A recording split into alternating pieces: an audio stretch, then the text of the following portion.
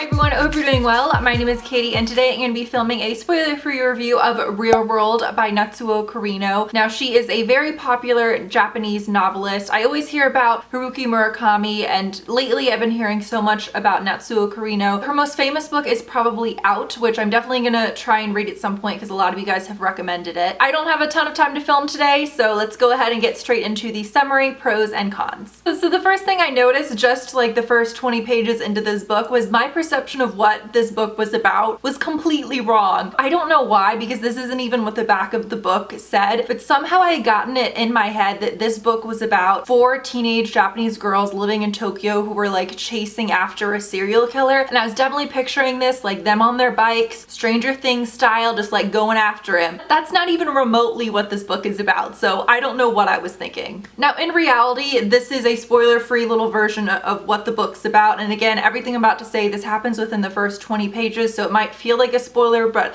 I really don't think any of this is. So this book is told from 5 different points of view. 4 of those points of view are 4 female friends who all go to high school together. They're all around, I think it's 17 or 18 years old, and the other is, they like to call him Worm, a young boy who lives next door to one of those girls. So right when the book kicks off, we have Toshi, and I should say, I apologize if I'm pronouncing any of these names wrong, but Toshi is sitting in her room and she hears a crash from next door, and pretty much immediately within the first 20 pages, we find out that her next door neighbor, there's a married couple that lives there, they have a son. We find out that their son murdered his mother. And kind of through that, she ends up becoming in contact with him, and all of her kind of female friends end up coming into contact with him as well. So this book really isn't a thriller in the sense that like it's 4 girls chasing after a serial killer, or it's definitely much more so an examination of their interactions with him. So for the pros, I did really enjoy Natsuo Kirino's writing style. It was a little bit kind of flat and to the point, which when I say that, that might sound like a con, but I don't mean it in the sense that the writing style was boring. I actually thought it was quite unique, and I could tell that she's definitely a very talented writer.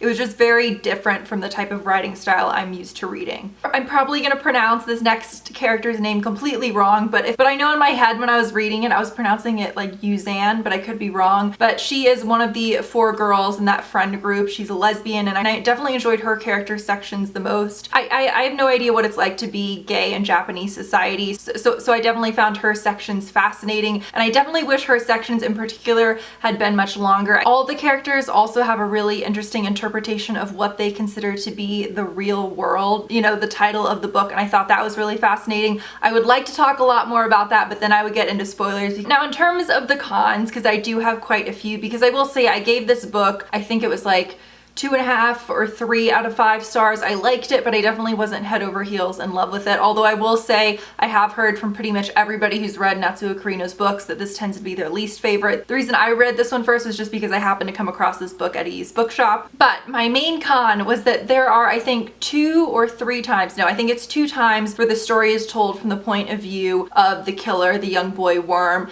and he was so fucking irritating. I have never despised reading about a character so much ever before. Now I think if you guys have watched any of my book reviews previously, you know that I actually really love unlikable narrators. I definitely don't like characters who are perfect, but his dialogue, and I don't know if this was intentional, and please let me guys know if you've read this book, if you had this feeling as well, but it felt like nails on a chalkboard, and I can't describe it to you. And I read this as a book, I didn't listen to the audiobook, so when I say nails on a chalkboard, I guess I just mean his dialogue felt really forced and strange, and I know his character's supposed to be weird. I mean, he killed his mother, but I would have thought that I would have found his sections the most interesting, but instead I really just wanted to skip straight through them because I could not stand this kid. My main other con was just that this book was quite quick. I think it was a little over 200 pages, and I just wish a lot of the aspects had been fleshed out a lot more. So for example, right at the beginning of the book, when the police come and question Yoshi and ask her, you know, did you hear the crash next door? Did you see the son? She decides to just flat out lie to the police, and we're given no explanation. I mean, there's one tiny line where she says something like, oh, I don't like the detective's facial expression or tone or something like that. So she just decides to lie.